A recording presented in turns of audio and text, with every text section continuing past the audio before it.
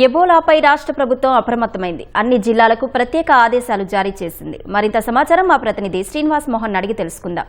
మోహన్, ఎబోలాపై ప్రభుత్వం ఎలాంటి ఆదేశాలు జారీ చేసింది?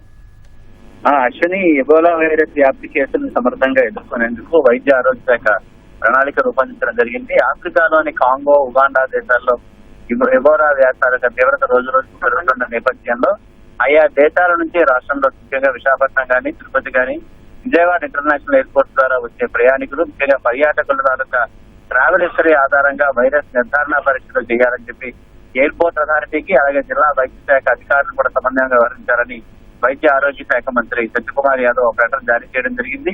వైరస్ లక్షణాలు కలిగిన వారిని క్వారంటైన్ కి తరలించాలని కూడా ఈ సందర్భంగా ఆదేశించడం జరిగింది.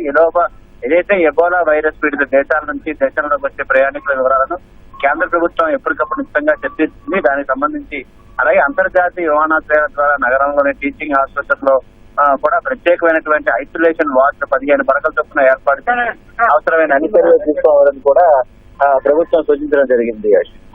ధన్యవాదాలు శ్రీనివాస్ మోహన్.